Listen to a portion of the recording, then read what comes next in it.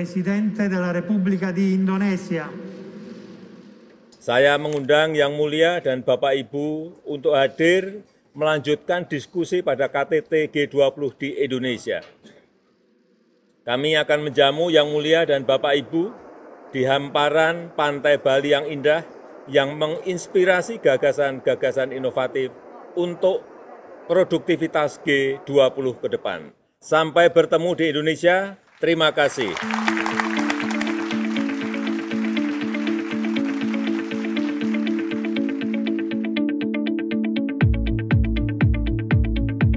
Pertama kalinya dalam sejarah, negara berkembang memegang presidensi G20. Ya, itulah Indonesia. Indonesia terpilih menjadi presidensi atau tuan rumah untuk konferensi tingkat tinggi KTT Group of 20 atau G20 atau KTT G20 tahun 2022.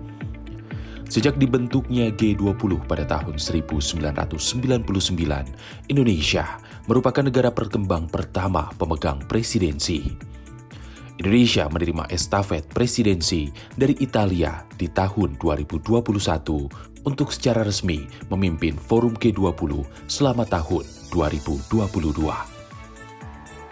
Finally, it is now my great pleasure to hand over the G20 presidency to President Widodo. I wish Indonesia all the best in the coming year, and I trust that under your leadership we will manage to, quote, recover better, recover stronger, as the motto of your presidency says. Perdana Menteri Mario Draghi. Terpilihnya Indonesia memegang presidensi G20 tahun 2022 bukanlah giliran semata. Indonesia terpilih karena dinilai memiliki fundamental ekonomi yang cukup mumpuni dalam 20 tahun terakhir dengan tak pernah berada di bawah rata ekonomi global. Dan tidak hanya itu, alasan lainnya, Indonesia dianggap mampu mengkomunikasikan kepentingan antar negara dengan menciptakan koordinasi yang berkesinambungan terjalin dengan baik.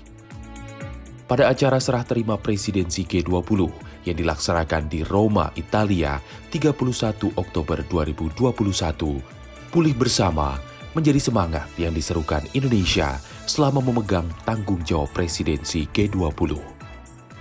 Betapa tidak, terpilihnya Indonesia untuk memegang presidensi G20 merupakan tanggung jawab besar yang perlu ditunaikan sebaik mungkin.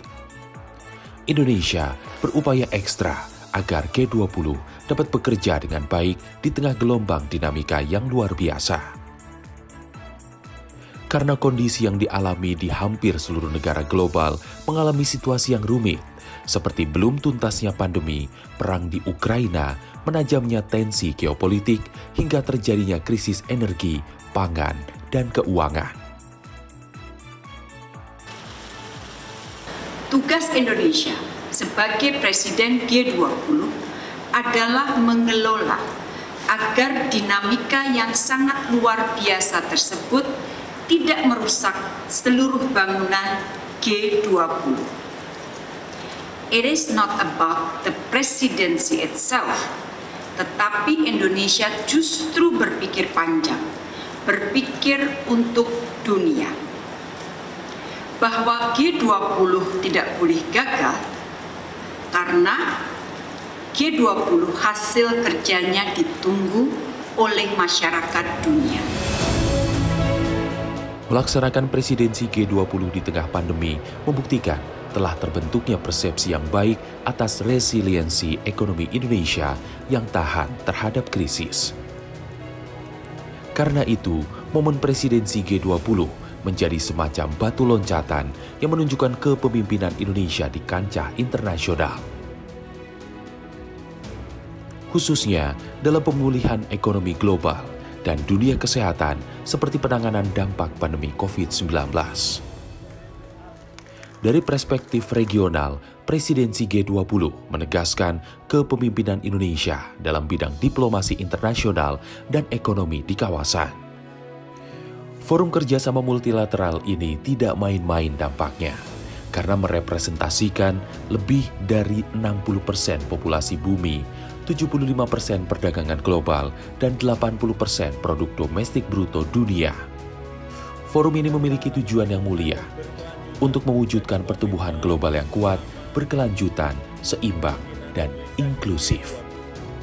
Upaya tersebut harus dilakukan dengan cara luar biasa, terutama melalui kolaborasi dunia yang lebih kokoh dan inovasi yang tiada henti. G20 harus menjadi motor pengembangan ekosistem yang mendorong kolaborasi dan inovasi ini. Hal ini yang harus terus kita perdalam pada pertemuan-pertemuan kita ke depan. Ya, krisis ini tidak akan bisa diselesaikan sendirian. Ya, artinya ini butuh semacam kolaborasi global. Nah, krisis ini kan juga muncul awalnya memang karena pandemi, kemudian ada efek stimulus yang kemudian membuat adanya disproporsionalitas antara supply dan demand. Pada akhirnya kemudian ada self-inflicting dengan cara kemudian meningkatkan suku bunga dan seterusnya. Artinya ini sebenarnya ada satu episode menuju episode yang lain, ini seperti tidak berkesudahan, memunculkan semacam efek domino atau bandwagon effect. Inklusivitas menjadi salah satu kata kunci dalam presidensi G20 Indonesia. Membangun semangat inklusif tidak hanya akan memperhatikan kepentingan anggota G20, tapi juga negara berkembang dan kelompok rentan. Seperti apa strategi Indonesia mewujudkan hal mulia ini?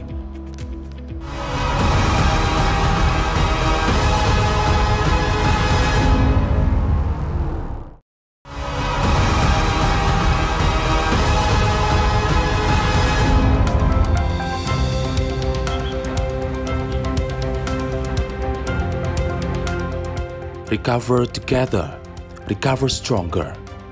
Ini adalah tema presidensi G20 tahun 2022 yang diusung oleh Indonesia. Tema tersebut mengajak dunia untuk bahu-membahu saling mendukung agar pulih bersama serta tumbuh lebih kuat dan berkelanjutan. Tantangan global yang terus berkembang membuat pembahasan prioritas G20 tidak hanya pada isu keuangan, melainkan juga isu-isu non-keuangan. Melalui tema itu, 3 topik utama yakni arsitektur kesehatan global, transformasi ekonomi berbasis digital, dan transisi energi yang berkelanjutan diusung dengan tujuan memulihkan dunia melalui kesepakatan yang dicapai di momen presidensi G20 di Indonesia. 3 tema tersebut dinilai mampu menguntungkan tidak hanya kepada 20 negara anggota, tapi juga 170 negara lain non-anggota G20. Bahwa G20 akan menghasilkan concrete deliverables yang signifikan. Indonesia telah menginisiasi kerjasama konkret G20 yang akan menjadi bagian penting dari keseluruhan kerja presidensi G20 tahun ini. Di awal presidensi teman-teman, semula kita berpikir bahwa tanggapannya mungkin tidak akan luar biasa. Namun ternyata untuk kerjasama yang sifatnya konkret, tanggapan yang kita terima sejauh ini sangat luar biasa. Sebagai upaya memperkuat arsitektur kesehatan global, seluruh Menteri Kesehatan negara anggota G20 telah menyepakati 6 aksi kunci yang dituangkan melalui dokumen teknis, sebagaimana dilansir dari sehatnegeriku.kemkes.go.id. Aksi kunci pertama menghasilkan kesepakatan pembentukan dana dalam rangka kesiapsiagaan pandemi ke depan melalui dana perantara keuangan atau Financial Intermediary Fund atau FIF yang dapat diakses oleh setiap negara yang membutuhkan. Aksi kunci kedua, negara G20 bersepakat memperkuat mekanisme akses to COVID-19 Tools Accelerator atau ACTA untuk memobilisasi berbagai sumber daya dalam menghadapi pandemi selanjutnya. Aksi kunci ketiga, presidensi G20 Indonesia membangun sistem surveillance genomic di seluruh negara sebagai kewaspadaan dini menghadapi pandemi ke depan. Aksi kunci selanjutnya atau keempat, sertifikat perjalanan dalam bentuk digital yang memuat informasi mengenai vaksin, hasil tes, dan pengembangan manfaat lainnya. Aksi kunci yang kelima, Indonesia dan 6 negara G20, terutama yang berada di kawasan selatan, telah menyepakati pembentukan jejaring pusat penelitian dan manufaktur untuk vaksin, terapi untuk pengobatan, dan diagnostik atau VDT. Aksi kunci ke-6 atau yang paling bontot, G20 berkomitmen mengimplementasikan Initiate One Health dengan meningkatkan kapasitas, deteksi, dan respon AMR atau antimikroba resisten, di mana seperti kita ketahui 80% penyakit penyebab pandemi bersumber dari hewan.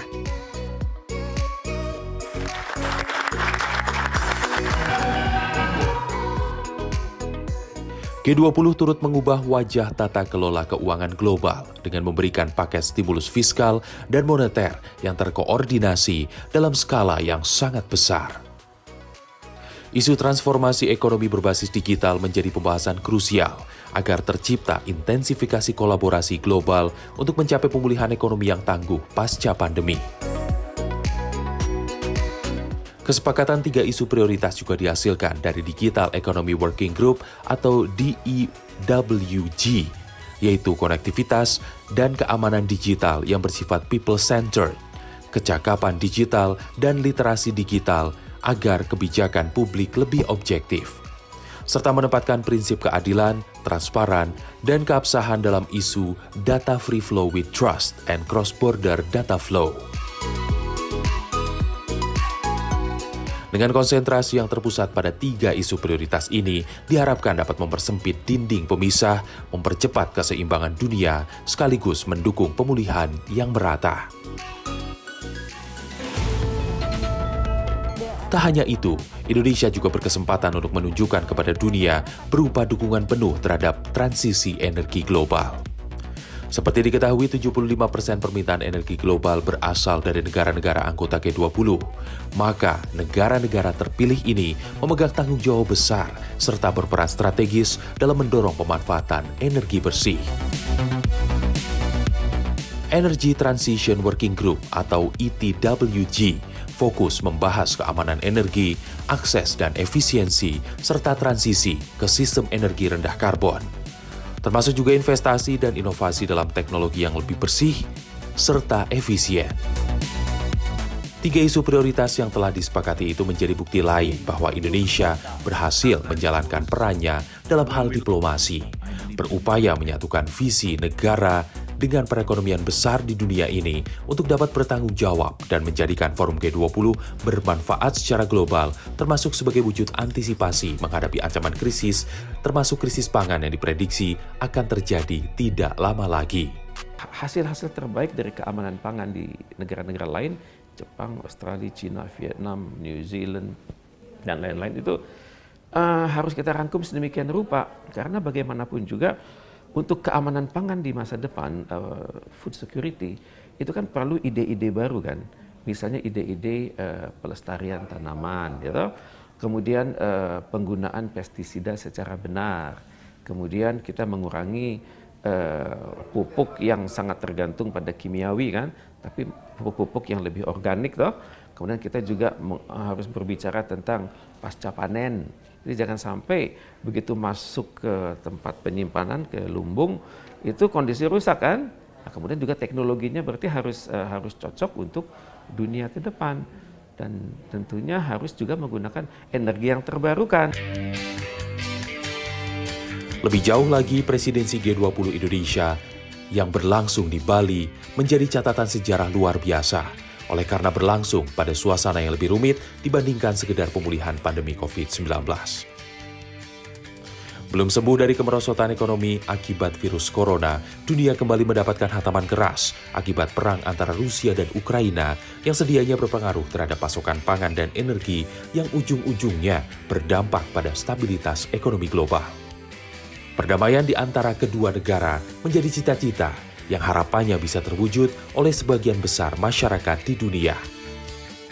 Dan berupaya mengambil peran dalam hal ini, Indonesia memasukkan dampak dari perang dalam pembahasan forum G20. Ini adalah salah satu wujud dari peran bebas aktif Indonesia mendamaikan dunia. Presiden Rusia memberikan update mengenai situasi di Ukraina, termasuk proses negosiasi yang terus berlangsung antara Rusia dan Ukraina. Saya kembali menekankan pentingnya perang segera diakhiri. Saya juga menekankan agar solusi damai dapat terus dikedepankan dan Indonesia siap berkontribusi untuk upaya damai tersebut. Saya ingin menekankan bahwa Indonesia ingin menyatukan G20. Jangan sampai ada perpecahan. Perdamaian dan stabilitas adalah kunci bagi pemulihan dan pembangunan ekonomi dunia. Ya, sudah menjadi rumusan yang pasti ketika 19 negara anggota G20 dan Uni Eropa mempertahankan fokusnya berorientasi pada pertumbuhan ekonomi yang stabil, berkelanjutan dan seimbang, sudah semestinya kondisi ekonomi global juga akan seiring sejalan. Semua hal ini semakin dibantahkan dengan pertemuan puncak para kepala negara peserta G20 di Bali pada pertengahan November tahun 2022.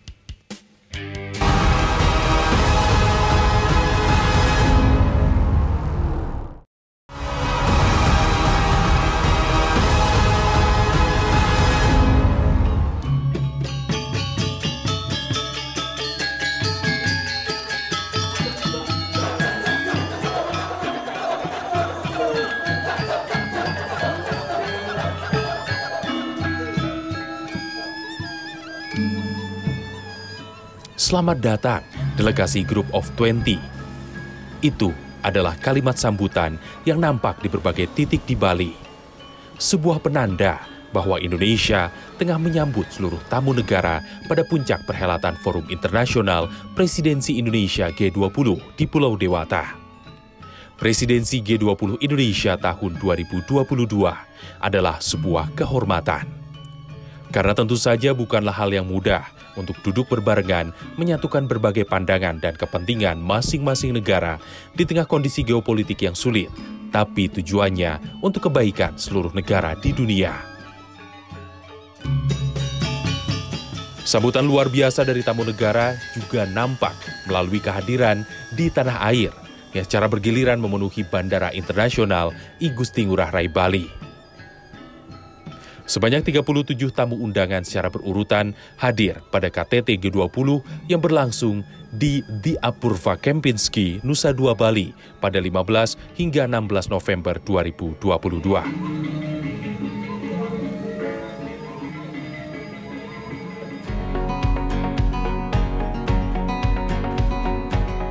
Pada Forum Utama Kerjasama Ekonomi Internasional yang beranggotakan negara-negara dengan perekonomian besar di dunia, isu ketahanan pangan dan energi menjadi yang lebih dulu dibahas pada sesi kerja pertama. Termasuk membahas ketersediaan pupuk murah sehingga perekonomian 2023 dapat terkendali. Pada sesi kerja kedua, Presiden Joko Widodo dengan negara anggota dan organisasi internasional fokus membahas isu kesehatan dengan mendorong G20 untuk mengambil langkah nyata bisa berperan ganda menyelamatkan nyawa sekaligus ekonomi dunia. Sedangkan pada sesi ketiga kerja, para anggota berembuk membahas secara khusus mengenai ekonomi digital dengan menekankan pentingnya kesetaraan akses digital, literasi digital, dan lingkungan digital yang aman. Saat mengawali pertemuan sesi kerja, Presiden Joko Widodo tanpa ragu berulang kali menyerukan tentang penghentian perang. We have no other option. Paradigm of collaboration is badly needed to save the world. We all have responsibility, not only for our people, but also for the people of the world. Being responsible here also means that we must end the war. If the war does not end, it will be difficult for the world to move forward. If the war does not end, it will be difficult for us to take responsibility for the future of current generation and future generations. Meski akhirnya Indonesia belum berhasil mengagendakan pertemuan antara Rusia dan Ukraina dalam forum multilateral, Namun setidaknya keterlibatan Menteri Luar Negeri Rusia Sergei Lavrov menjadi suatu tanda bahwa Rusia tetap ambil bagian dari kesepakatan deklarasi walaupun hanya mengikuti 1 hari agenda KTT G20 di Bali.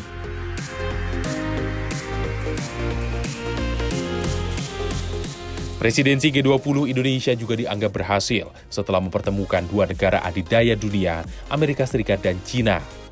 Ini adalah pertemuan kali pertama antara Amerika Serikat dan China sejak Presiden Amerika Serikat dijabat oleh Joe Biden. Hal itu memberikan gambaran bahwa Indonesia sukses menjembatani kedua negara sehingga presidensi G20 Indonesia dapat menumbuhkan kepercayaan global sekaligus ekonomi dunia. I just met in person with Xi Jinping of the People's Republic of China. We had, we had an open and candid conversation about our intentions and our priorities. It was clear, he was clear and I was clear, that we'll defend American interests and values, promote universal human rights, and stand up for the international order and work in lockstep with our allies and partners. Sebagai pemegang presidensi G20, Indonesia telah mengupayakan berbagai solusi terbaik selama 1 tahun kepemimpinan di tengah berbagai tantangan yang muncul. Presiden Joko Widodo bersyukur karena para anggota akhirnya berhasil mewujudkan kesepakatan yang tertuang dalam sebuah dokumen berupa deklarasi para pemimpin G20 Bali. Alhamdulillah, hari ini kita dapat mengadopsi dan mengesahkan G20 Bali Leaders Declaration. Ini adalah deklarasi pertama yang dapat diwujudkan sejak Februari 2022.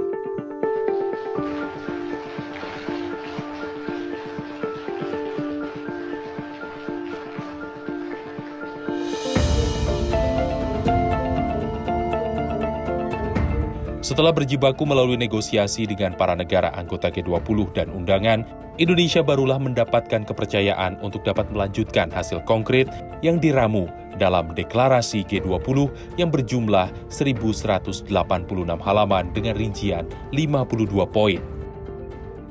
Di antaranya memuat Pandemic Fund pada G20 yang bertujuan memperkuat kesehatan global, utamanya jika terjadi pandemi lagi di masa mendatang. Dana pandemi terkumpul sejumlah 1,5 miliar dolar Amerika Serikat atau 23,4 triliun rupiah. Dukungan pembiayaan juga disalurkan untuk Energy Transition Mechanism atau ETM dari Climate Investment Funds dan dukungan kerjasama lembaga internasional sebesar 20 miliar dolar Amerika. Guna mempercepat penutupan pembangkit listrik tenaga batu bara dan pengembangan energi baru terbarukan, EBT yang adil dan berkelanjutan. Suksesnya Indonesia dalam melahirkan kesepakatan serta menyelenggarakan rangkaian acara membuat para pemimpin dunia memberikan pujian. First and foremost, please allow me to thank President Joko Widodo for organizing this G20 summit and for gathering all of us here in Bali. Please allow me also to thank all of the people of Bali because I'm well aware of the consequences, the constraints of such a meeting. And please, I also would like to commend the major role played by Indonesia this year for peace and multilateralism. We all knew it would be a difficult G20. I'd like to thank the Indonesian President Jokowi for the role he has played in hosting these discussions and leading the G20 at this challenging time. Actually, organizationally, everything has been very, very good. I think it's fantastic for Indonesia that the first summit really after the pandemic, it's been able to attract so many world leaders. So it's an excellent opportunity for Indonesia to showcase itself and to be a leading country. Tak heran jika ucapan terima kasih sekaligus apresiasi dilayangkan bagi Indonesia. Hal ini tentu dikarenakan rangkaian kegiatan menarik yang membuat kagum para tamu negara. Mulai dari penanaman mangrove di Tahura Ngurah Rai yang menjadi wujud konkret Indonesia terhadap perubahan iklim, hingga pertunjukan seni budaya Indonesia yang disajikan saat makan malam di Taman Budaya Garuda Wisnu Kencana GWK. Beragam tarian dan nyanyian khas Nusantara disajikan dengan tata lampu megah dan aransemen musik yang indah. dan di hari terakhir ditutup dengan penyerahan keketuaan kepada India sebagai negara yang mendapatkan giliran penyelenggara presidensi berikutnya di tahun 2023. The G20 Summit 20 di Bali, Indonesia ditutup. Hereby closed.